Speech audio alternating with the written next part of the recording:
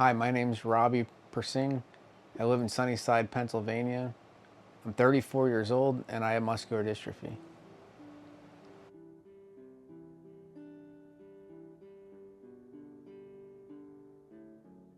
My parents found out I had muscular dystrophy, or they thought something was going on when I was playing soccer. I was 7 years old, and my mom thought there was something going on, so I went to the doctor and they had to do a muscle biopsy on me, and we found out later on that I had a Becker muscular dystrophy. Some of the biggest challenges I faced was walking far.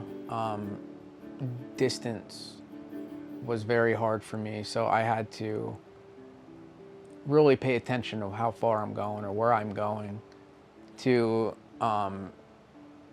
figure out how much strength I have left to do a certain task. My name is Renee Boyer, and I know Robbie. 30-some years we lived in this house. I have seen Robbie grow up with this disease, and it's very debilitating. We saw him when he could walk, but now he's no longer able to do that. And it's very heartbreaking for me as a mother to see that, and it limits him to what he can do and what he can't do. And anything that can be provided to him to make his life better, that would be great. He comes over here a lot and talks to Rob. My husband is a talker. He can talk and talk and talk. So they get along very good, communicating like that. I really like Steve Wilton's lab. He's done a lot for the muscular dystrophy community, and his treatments that he created we're seeing them in children now. So I know he's been working on, like, with Sarepta Therapeutics. They have a few drugs out now that are helping about 30% of the population that are the young boys, and the results are phenomenal. We're seeing kids going from not being able to get in a car to now they're jumping in the car, and that's unheard of.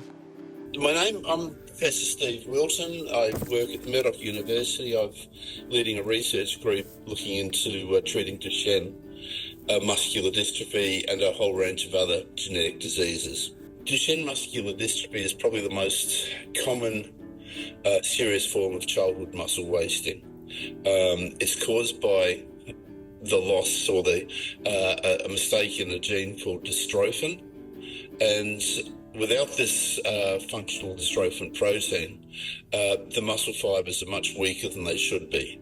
They break down faster than they should be. When they're young, the muscles keep growing, and it's replaced, break down, replace, break down, replace, break down, until the repair, the growth is exhausted, and the muscle just wastes away. So typically in the severe cases, the boys lose the ability to walk. By the age of 12, they become restricted to a wheelchair, and that's when a lot of the problems start with respiration, the cardiac as well. So it's a whole. 40% of your body is muscle, and without 40% of your body, you have trouble breathing. A simple cold can kill these kids because they can't cough properly to clear the airways. Now, there's a milder form of the disease called Becker muscular dystrophy. This is where the gene is partially inactivated. The dystrophin protein is actually just think of it like a girder. You need both ends of the protein for it to work. In Becker muscular dystrophy, there's a mutation in the middle so that the ends come together. They're a bit closer together, but the ends are there. In Duchenne, there's only one end, and it can't possibly work.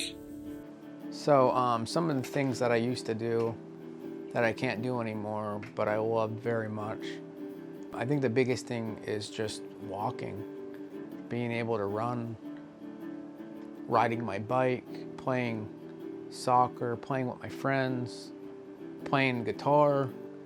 riding ATVs, working on cars, and being physically active, and you know, all those things I've lost. Some of the biggest thing I'm grateful for is my daughter. She is someone that I'll always have in my life, and she gives me hope, and she's gotten me out of a lot of dark places. People without muscular dystrophy may not know how to be around somebody with it, and the biggest thing I can say is empathy. You know, put yourself in our shoes. Imagine a world where you have no muscle and everything's difficult, everything. Tying your shoes, putting your clothes on. You know, a lot of people take it for granted, or they overlook the fact that you're in a wheelchair, and they say, oh, you know, he just is in a wheelchair. You know, also think about, you know, those people walked before, and they worked very hard at therapy, and they didn't get in the chair willingly. A lot of us fought to beat it, and we lost, and we ended up in a chair. You just need to acknowledge them like anybody else. They have a mind and it works very well.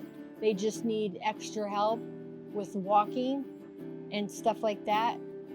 People need to be patient and know that these people also have a heart with feelings as well. So if everybody could do that, this world would be so much better.